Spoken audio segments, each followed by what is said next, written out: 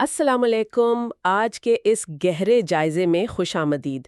پاکستان میں ٹیکس کے معاملات خاص طور پر زراعت سے جڑے اکثر تھوڑے آپ کہہ لیں الجھے ہوئے لگتے ہیں۔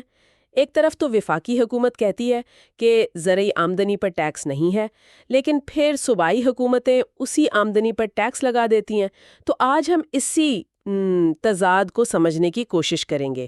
آج ہماری توجہ رہے گی پاکستان کے چاروں بڑے صوبوں پر: خیبر پختونخوا، پنجاب، سندھ اور بلوچستان، اور ہم دیکھیں گے کہ مالی سال 2025-26 کے لیے زرعی آمدنی پر ان صوبوں میں کیا ٹیکس قوانین ہیں، کیا شرائع ہیں۔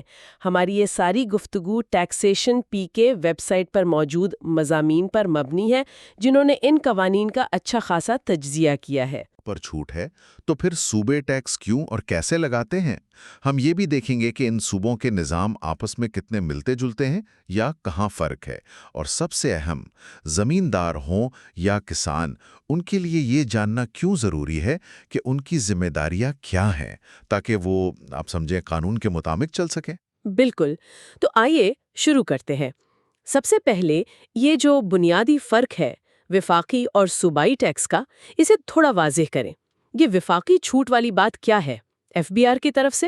جی دیکھیں، وفاقی حکومت مطلب ایف بی آر، ان کا ایک قانون ہے انکم ٹیکس آرڈیننس 2001، اس کا سیکشن 41 ہے۔ سیکشن 41، ٹھیک۔ جی، اس سیکشن کے تحت پاکستان میں جو زرعی سرگرمیوں سے آمدنی ہوتی ہے نا، اس پر وفاقی انکم ٹیکس نہیں لگتا، چھوٹ ہے۔ اچھا، لیکن یہ زرعی آمدنی میں کیا کیا شامل ہے؟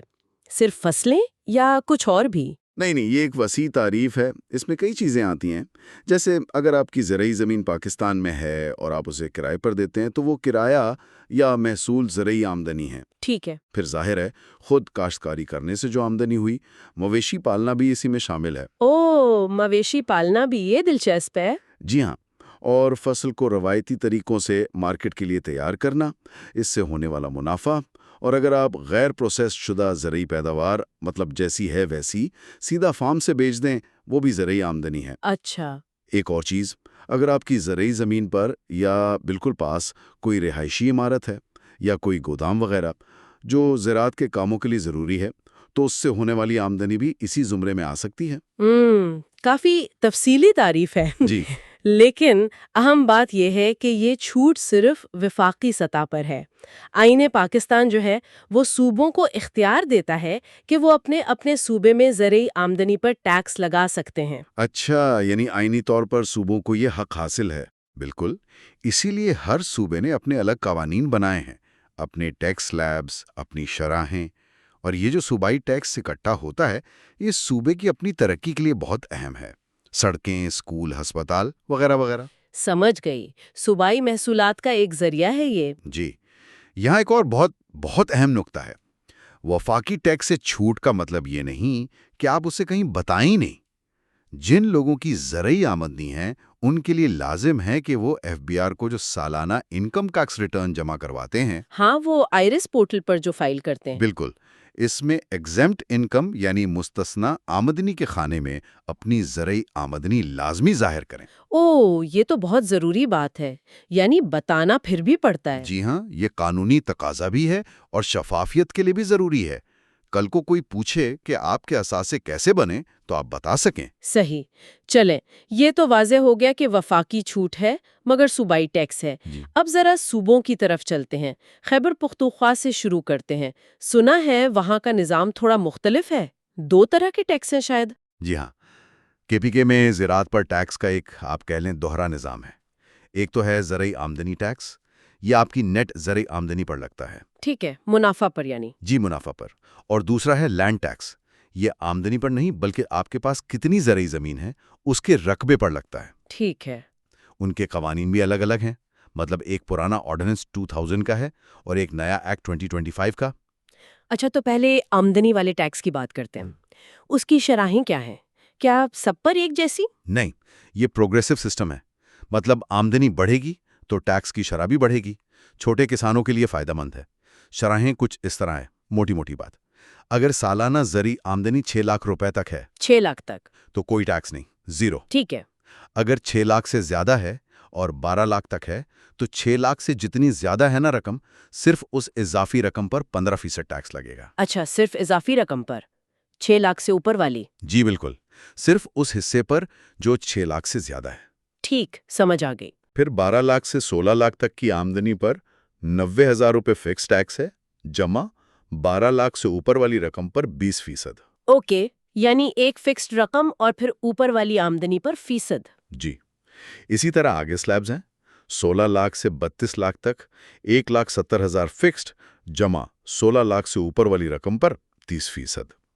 32 लाख से 56 लाख तक 6.5 लाख फिक्स्ड, जमा 32 लाख से ऊपर 40%। और अगर आमदनी 56 लाख से भी ज्यादा है, 150 मिलियन तक, तो 16,10,000 फिक्स्ड, जमा 56 लाख से ऊपर वाली रकम पर 45%। बाप रे, 45% तक जाती है शरह? ये तो काफी ज्यादा है। जी, ये सबसे ऊंचा स्लैब है। प्रोग्रेसिव निजाम का यही मतलब है। वैसे कंपनियों के लिए भी अलग शराएं हैं। हाँ, कॉर्पोरेट फार्मिंग का भी जिक्र था। जी, अगर कोई स्मॉल कंपनी है, छोटी कंपनी, तो उस पर 20% टैक्स है और बाकी तमाम कंपनियों के लिए 29%। 29%, ठीक। और एक और चीज है सुपर टैक्स। ये बहुत ज्यादा आमदनी वालों पर लगता है। अगर सालाना जरिए आमदनी 150 मिलियन यानी 15 करोड़ रुपए से ज्यादा हो। 15 करोड़ से ज्यादा? अच्छा। जी, तो इस पर एक इजाफी सुपर टैक्स लगता है। ये 1% से शुरू होता है और अगर आमदनी 50 करोड़ से भी ज्यादा हो तो 10% तक जाता है। ये तो हुई आमदनी टैक्स की बात।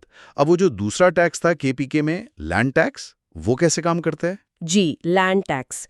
ये जैसा मैंने कहा आमदनी पर नहीं बल्कि जमीन की मिल्कियत पर है। आपके पास कितने एकड़ जमीन है, इसकी शरह 3 चीजों पर मुनहसर है। जमीन की किस्म क्या है, मतलब नहरी है, बारानी है या बाग है। ठीक। कुल रकबा कितना है और वो जमीन किस इलाके यानी जोन में है। टैक्स के लिए ना केपीके को 4 जोन्स में तकसीम किया गया है। हर जोन की शराएं मुख्तलिफ हो सकती हैं। अच्छा, तो क्या आप कोई मिसाल दे सकते हैं, जैसे जोन 1 में क्या शराएं हैं? जी बिल्कुल। मिसाल के तौर पर जोन आई में अगर आपके पास काश्तशुदा जमीन है, बाग नहीं, तो 12.5 एकड़ तक कोई लैंड टैक्स नहीं है। 12.5 एकड़ तक छूट? जी, अगर 12.5 एकड़ से ज्यादा है और 25 एकड़ तक है तो 1,200 रुपए फी एकड़ सालाना टैक्स है। 1,200 रुपए फी एकड़? और अगर 50 एकड़ से भी ज्यादा जमीन है तो शरह बढ़कर 350 रुपए फी एकड़ हो जाती है। ओह, काफी फर्क है। जी, इसी जोन में अगर पुख्ता बाग हैं तो नहरी जमीन पर 350 रुपए फी एकड़ और बारानी पर 1750 रुपए फी एकड़। ठीक है, और आपने वो सिराब शुदा जमीन के बराबर वाली बात की थी, वो क्या है? हाँ, वो एक तकनीकी नुक्ता है। जब काश्तशुदा जमीन पर टैक्स का हिसाब लगाते हैं ना, तो वो इरिगेटेड इक्विवेलेंट की बुनियाद पर करते हैं। मतलब ये कि टैक्स के लिए 1 एकड़ नहरी जमीन को 2 एकड़ बारानी जमीन के बराबर समझते हैं। अच्छा, तो अगर किसी के पास 20 एकड़ बारानी जमीन है तो टैक्स 10 एकड़ के हिसाब से लगेगा? बिल्कुल सही। हिसाब के लिए वो 10 एकड़ सिराबशुदा के बराबर मानी जाएगी। ये तो अहम तफसील है। और अपना जोन कैसे पता चलेगा? उसके लिए केपीके के रेवेन्यू डिपार्टमेंट से राब्ता करना पड़ेगा या उनकी वेबसाइट देखनी होगी। सही, चलें, केपीके का निज़ाम तो वाकई काफ़ी आप कहें तफसीली है। अब पंजाब का रुख करते हैं, वहाँ क्या सूरत हाल है? क्या वहाँ भी लैंड टैक्स है? पंजाब में सूरत हाल थोड़ी मुख्तलिफ है। वहाँ बुनियादी तौर पर ज़रूरी आमदनी पर ही टैक्स है। Punjab agricultural income tax act के तहत केपीके की तरह अलग से रकबे पर मबनी लैंड टैक्स का निज़ाम पंजाब में वैसा नहीं है। अलबत्ता लैंड रेवेन्यू अलग चीज़ है। ठीक है, तो आमदनी टैक्स के स्लैब्स कैसे हैं पंजाब में? क्या केपीके जैसे ही हैं? जी, ये दिलचस्प बात है। इनफरादी किसानों के लिए ज़रूरी आमदनी टैक्स के स्लैब्स बिल्कुल वही हैं जो हमने केपीके के लिए देखे। बिल्कुल वही, यानी 6 लाख तक छूट और फिर 15 से 45% तक? जी हाँ, बिल्कुल वही स्लैब्स हैं। 6 लाख तक सिफर और फिर 15% से शुरू होकर 5.6 मिलियन से ज्यादा आमदनी पर 45% तक। अच्छा, तो स्लैब्स में तो यकसानियत है, लेकिन पंजाब के हवाले से ज़राए में जुर्मानों का बड़ा जिक्र है। लगता है वहाँ कवानीन की पाबंदी पर ज़्यादा जोर है? जी हाँ, ये पंजाब के निज़ाम की एक नुमायां बात है। टैक्सेशन पीके के तज्जिए के मुताबिक पंजाब ने कवानीन की खिलाफ वर्जी पर, खासतौर पर रिटर्न देर से जमा कराने या टैक्स देर से अदा करने पर जुर्माने काफ़ी सख्त कर दिए हैं। ओह, کتنے سخت؟ اب ایسا ہے کہ اگر آپ دیر کرتے ہیں تو روزانہ کی بنیاد پر جرمانہ لگے گا۔ یہ جرمانہ واجب الادا ٹیکس کا 0.1% یومیہ یا 10,000 روپے یومیہ، ان دونوں میں سے جو بھی رقم زیادہ ہو وہ ہوگا۔ روزانہ 1,000 روپے یا 0.1%؟ یہ تو بہت زیادہ ہے۔ جی، اور کم از کم جرمانہ بھی مقرر کر دیا گیا ہے۔ آمدنی کے حساب سے یہ 10,000 سے 50,000 روپے تک ہے۔ باپ رے! یہی نہیں، اگر ٹیکس وقت پر ادا نہ کریں تو ڈیفالٹ سرچارج بھی ہے۔ وہ 12% سالانہ ہے یا کیبر جمع 3%، جو بھی زیادہ ہو۔ کیبور پلس 3% یا 12%؟ تو پنجاب حکومت ٹیکس وصولی میں بہت سنجیدہ لگ رہی ہے۔ بالکل، یہ اقدامات اسی طرف اشارہ کرتے ہیں۔ چلیں اب سندھ کی طرف دیکھتے ہیں۔ وہاں زرعی ٹیکس کا کیا نظام ہے؟ کیا وہاں بھی یہی سلیبز ہیں؟ ایکٹ کا نام تو the Sindh agricultural income tax act 2025 بتایا گیا ہے۔ جی، سندھ میں بھی صوبائی حکومت زرعی آمدنی پر ٹیکس لیتی ہے اسی ایکٹ کے تحت، اور یہاں بھی انفرادی ٹیکس دہندگاروں کے لیے آمدنی ٹیکس کے سلیبز وہی ہیں جو KPK اور پنجاب میں ہیں۔ یعنی 6 لاکھ تک چھوٹ اور پھر 15 سے 45% تک؟ جی بالکل، وہی پروگریسو شرائیں۔ کارپوریٹ فارمنگ کے لیے بھی شرائیں ویسی ہیں، چھوٹی کمپنی 20%، باقی کمپنیاں 29%، اور سپر ٹیکس کا بھی وہی حساب ہے جو KPK میں تھا، 15 کروڑ سے زائد سالانہ آمدنی پر 1% سے 10% تک۔ تو سندھ کے نظام میں کوئی خاص بات، کوئی فرق؟ چند باتیں نوٹ کرنے والی ہیں۔ ایک تو یہ کہ ٹیکس کی ذمہ داری بنیادی طور پر زمین کے مالک پر ہے۔ دوسری بات، چھوٹ کی حد 6 لاکھ روپے سالانہ ہے۔ یہاں ایک چھوٹی سی وضاحت، ذرائع میں ایک جگہ شاید غلطی سے 1.2 ملین لکھا گیا تھا، لیکن ایکٹ کا شیڈیول اور باقی صوبوں کا موازنہ 6 لاکھ کی حد ہی دکھاتا ہے۔ ٹھیک ہے، 6 لاکھ ہی ہے۔ جی۔ تیسرا، نظام پروگریسو ہے، یہ ہم نے دیکھ لیا۔ چوتھی بات جو ذرائع بتاتے ہیں وہ یہ کہ اگرچہ قانون تو ہے، لیکن ٹیکس جمع کرانے، ریٹرن فائل کرنے وغیرہ کے لیے جو ایک آن لائن سسٹم ہوتا ہے نا، ہاں، ایک مربوط پورٹل جیسا۔ جی، وہ ابھی شاید پوری طرح فعال نہیں ہے یا تیاری کے مراحل میں ہے۔ امید ہے جلد کام کرنے لگے گا، اس سے آسانی ہوگی۔ یہ انتظامی پہلو اہم ہے۔ آن لائن سسٹم سے یقیناً آسانی ہوتی ہے۔ اچھا، اب آخری صوبہ بلوچستان، وہاں کیا صورتحال ہے؟ کیا وہاں بھی کوئی نئی تبدیلی آئی ہے؟ ایک ایکٹ کا نام ہے Balochistan tax on land and agricultural income amendment act 2024، act نمبر 8 آف 2025۔ جی بالکل، بلوچستان میں یہ نیا ترمیمی ایکٹ 2024 کا ہے جو اب مالی سال 2025-26 سے نافذ العمل ہے۔ اور یہاں بھی اگر ہم انفرادی کسانوں کے لیے زرعی آمدنی ٹیکس کے سلیبز دیکھیں تو وہ حیرت انگیز طور پر وہی ہیں جو باقی تینوں صوبوں میں ہیں۔ پھر وہی 6 لاکھ تک چھوٹ، 15 سے 45%؟ جی بالکل وہی شرائیں۔ لیکن ایکٹ کے نام میں تو لینڈ یعنی زمین کا ذکر بھی ہے۔ کیا بلوچستان میں بھی KPK کی طرح لینڈ ٹیکس ہے؟ جی ہاں، آپ نے صحیح پکڑا۔ KPK کی طرح بلوچستان میں بھی دوہرا نظام ہے، زرعی آمدنی ٹیکس بھی ہے اور لینڈ ٹیکس بھی۔ یہ لینڈ ٹیکس بھی ویسے ہی کام کرتا ہے۔ زمین کے ملکیت، رقبہ، قسم، نہری، بارانی، باغ اور علاقائی زون، یہاں بھی زون I سے IV ہیں۔ اور شرائیں بھی ویسی ہیں؟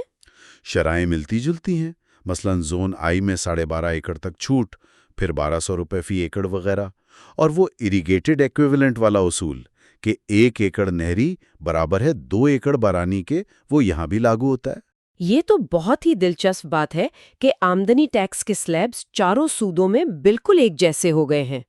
یہ کیسے ہوا؟ کیا ذرائع اس بارے میں کچھ بتاتے ہیں؟ کوئی خاص وجہ؟ جی، یہ واقعی ایک اہم مشاہدہ ہے۔ دیکھیں، ٹیکسیشن PK کے تجزیوں اور تفسروں میں اس بات کا اشارہ ملتا ہے کہ یہ جو ہم آہنگی آئی ہے شرحوں میں، یہ شاید اتفاقی نہیں ہے۔ امکان ہے کہ یہ بیرونی عوامل کی وجہ سے ہو، جیسے بین الاقوامی مالیاتی ادارے IMF وغیرہ، ان کے ساتھ جو معاہدے ہوتے ہیں۔ IMF کی شرائط؟ جی، ممکنہ طور پر ان کی شرائط کا حصہ ہو کہ ملک بھر میں ٹیکس نظام کو بشمول زرعی ٹیکس زیادہ مربوط کیا جائے، یکساں بنایا جائے۔ یہ قوانین میں تو نہیں لکھا، لیکن سیاق و سباق یہی لگتا ہے۔ یہ پس منظر جاننا مفید ہے۔ تو اب جب ہم نے چاروں صوبوں کا ایک جائزہ لے لیا ہے تو عملی طور پر کیا کرنا چاہیے؟ ایک عام کسان یا زمیندار کے لیے کیا اقدامات ضروری ہیں؟ دیکھیں، قانون کی تعمیل یعنی کمپلائنس بہت ضروری ہے۔ چند بنیادی قدم ہیں جو ہر متعلقہ شخص کو اٹھانے چاہیے۔ پہلا تو یہ پکا کریں کہ آپ کی زمین کس صوبے میں ہے۔ اگر کے پی کے یا بلوچستان میں ہے تو اپنا ٹیکس زون بھی معلوم کریں۔ یہ آپ کو مقامی ریونیو دفتر سے پتہ چل جائے گا۔ ٹھیک ہے، صوبہ اور زون معلوم کرنا۔ دوسرا، اپنے صوبے کے قانون کے مطابق اپنا ٹیکس کیلکولیٹ کریں۔ وہ صرف آمدنی ٹیکس ہو سکتا ہے یا آمدنی اور لینڈ ٹیکس دونوں۔ حساب لگانا، ٹھیک۔ تیسرا، جو بھی ٹیکس بنتا ہے اسے وقت پر سرکاری خزانے میں جمع کروا دیں۔ چالان وغیرہ سنبھال کر رکھیں۔ ٹھیک، ادائیگی۔ چوتھا، اور یہ بہت اہم ہے، ایف بی آر کا جو سالانہ انکم ٹیکس ریٹرن آپ فائل کرتے ہیں آئرس پر، جی، اس میں ایگزیمپٹ انکم کے سیکشن میں اپنی کل زرعی آمدنی ضرور ظاہر کریں۔ یعنی ایف بی آر کو بتانا لازمی ہے۔ بالکل لازمی۔ اور پانچواں قدم اسی سے جڑا ہے۔ اسی ریٹرن میں آپ کو یہ بھی بتانا ہے کہ آپ کی زمین کس صوبے اور ضلع میں ہے اور آپ نے صوبائی زرعی ٹیکس کتنا ادا کیا ہے۔ اس ادا شدہ ٹیکس کا ثبوت جیسے چالان نمبر، تاریخ وغیرہ وہیں فراہم کرنا ہوگا یا منسلک کرنا ہوگا۔ اچھا، یعنی صوبائی ٹیکس کی ادائیگی کا ثبوت بھی ایف بی آر ریٹرن میں دینا ہے؟ جی ہاں، اور آخری بات، اپنی تمام آمدنی اور اخراجات کا مکمل ریکارڈ رکھیں، کھاتہ وغیرہ۔ یہ حساب کتاب میں بھی مدد دے گا اور کل کو کوئی پوچھے تو آپ کے پاس جواب ہوگا۔ ریکارڈ رکھنا تو ویسے بھی ضروری ہے۔ بالکل۔ ویسے حساب کتاب میں مدد کے لیے ٹیکسیشن پی کے جیسی ویب سائٹس پر کیلکولیٹرز بھی موجود ہیں صوبوں کے حساب سے، وہ ایک اندازہ دے سکتے ہیں۔ زبردست۔ تو چلیں آج کے اس گفتگو کو سمیٹتے ہیں۔ جو سب سے بڑی بات سمجھ آئی وہ یہ کہ زرعی آمدنی پر وفاقی ٹیکس تو نہیں مگر صوبائی ٹیکس ضرور ہے، اور ہم نے دیکھا کہ 2025-26 کے لیے چاروں صوبوں میں انفرادی آمدنی ٹیکس کے سلیبز اب ایک جیسے ہیں، 6 لاکھ تک چھوٹ، پھر 15 سے 45% تک۔ البتہ فرق بھی ہیں، جیسے کے پی کے اور بلوچستان میں لینڈ ٹیکس بھی ہے اور پنجاب میں جرمانے کافی سخت ہیں۔ بالکل درست خلاصہ کیا آپ نے، اور ختمی پیغام بس یہی ہے کہ صوبائی قوانین کی پابندی کریں اور اپنی زرعی آمدنی کو ایف بی آر ریٹرن میں لازمی طور پر صحیح ظاہر کریں۔ اس سے آپ قانونی طور پر بھی محفوظ رہیں گے اور شفافیت بھی آئے گی۔ ورنہ جیسا پنجاب والے مضمون میں اشارہ تھا، اگر آپ نے صوبائی ٹیکس نہیں دیا اور آمدنی ایف بی آر میں ظاہر کر دی تو ایف بی آر والے سیکشن 111 کے تحت پوچھ سکتے ہیں کہ یہ آمدنی کہاں سے آئی جس پر ٹیکس نہیں دیا گیا۔ ہاں، یعنی ان ایکسپلینڈ انکم والا معاملہ بن سکتا ہے۔ جی، اب آخر میں ایک سوچنے کی بات ہے، یہ جو آمدنی کے سلیبز یکساں ہو گئے ہیں جس کی وجہ شاید بیرونی دباؤ ہو، تو کیا صوبائی زرعی ٹیکس پالیسی اب ایسی ہی رہے گی یا مستقبل میں پالیسیاں زیادہ مقامی حقائق کو مد نظر رکھیں گی؟ جیسے کیا پانی کی کمی بیشی، زمین کی زرخیزی یا کون سی فصل زیادہ منافع بخش ہے، ان چیزوں کا بھی ٹیکس پر اثر پڑے گا؟ موجودہ نظام تو بس آمدنی دیکھتا ہے، وہ یہ نہیں دیکھتا کہ یہ آمدنی کم پانی والے علاقے سے آئی ہے یا نہری علاقے سے۔ واقعی کیا مستقبل کی پالیسی زیادہ نیوینسڈ یعنی زیادہ باریک بین ہونی چاہیے جو ان علاقائی فرق کو بھی سموئے؟ بالکل، یہ ایک ایسا سوال ہے جس پر پالیسی سازوں کو یقیناً غور کرنا چاہیے۔ واقعی ایک فکرانگیز نقطہ چھوڑا ہے آپ نے آخر میں۔ بہت بہت شکریہ آپ کا آج کی اس تفصیلی اور معلوماتی گفتگو کے لیے۔ بہت شکریہ۔ اور ہمارے سامعین کا بھی شکریہ کہ وہ آج کے اس گہرے جائزے میں ہمارے ساتھ رہے۔ اگلی نشست تک کے لیے خدا حافظ۔